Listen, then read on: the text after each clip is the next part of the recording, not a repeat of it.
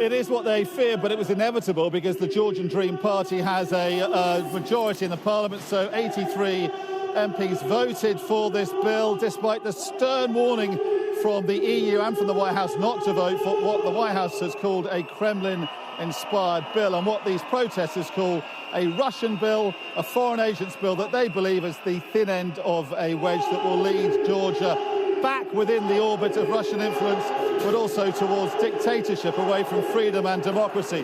I don't know if you can hear me, it's extremely loud here. They are very angry outside the Georgian Parliament building here, now smashing against the wall outside the Parliament, shouting at MPs they can see through the holes inside there, and expressing their anger at what has happened.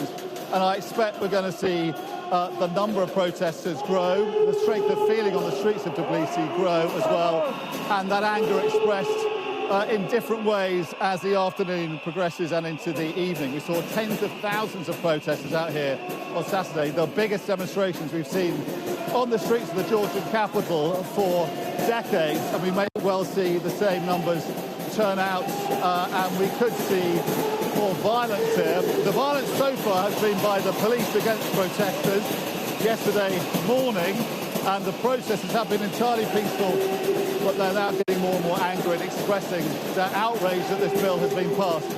Let's have a listen to what they're doing under the arches outside the gates at the entrance to the Georgian Parliament.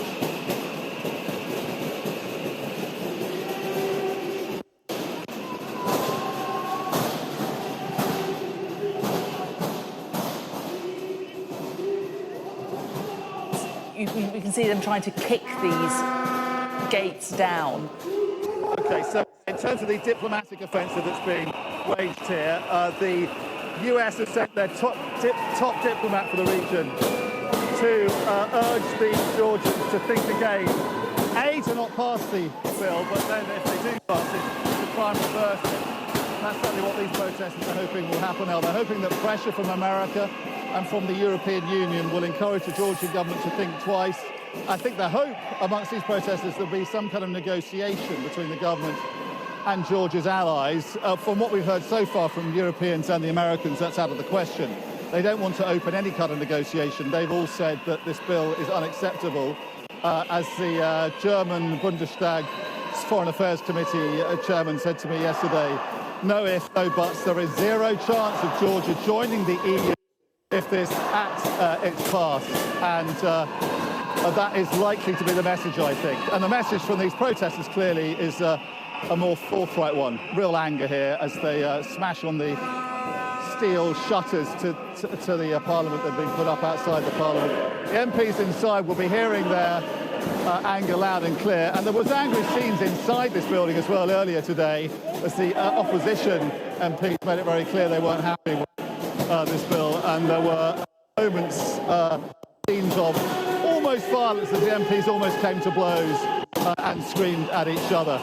The violence is now on the outside in the sense that these protesters are expressing themselves by smashing against the wall, and there are a lot of protesters gathering behind us now as well, coming to protest and make it clear they're not happy with this bill. It is now coming towards the end of the working day in Tbilisi. The numbers have been fairly low in terms of what we've seen already this week, but I suspect we'll see a lot more turn up, a lot more protesters come here as they come away from work, because the strength of feeling is very high here.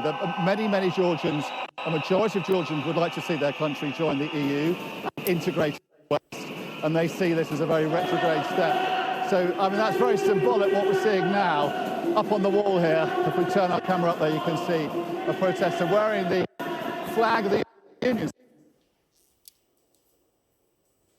Of the European Union, and that's a symbolic sign. As the protester mounts and tries to scale that wall. As I say, we're at the entrance to the Georgian Parliament, making his feelings pretty clear there, sending that single finger gesture towards the MPs beyond, who are now leaving Parliament, having done their worst in the minds of these protesters in terms of approving that bill. So if we look away now, maybe to our left, we can see the crowds. I'll just show you over here.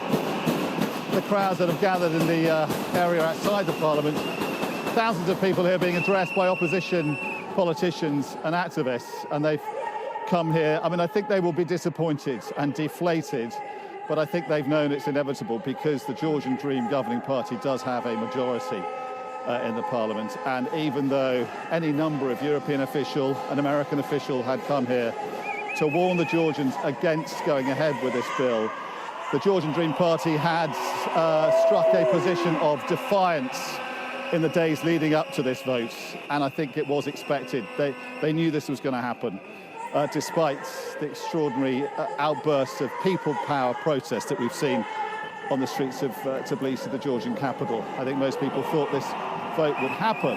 The question is what happens next. Can America and the European Union persuade the governing party here to relent and to water down the bill, maybe not to enforce it to the full? Will the Georgian president, who is on the side of the protesters, veto the bill? And if she does, will that give a kind of face-saving off-ramp for the governments to bow to those European and American calls for the bill and the law as it now is enacted not to be imposed? Or are we going to see a standoff between the government of Georgia digging their heels in and digging their heels in a direction that people here do not want to see, which is leading Georgia towards closer ties with Russia?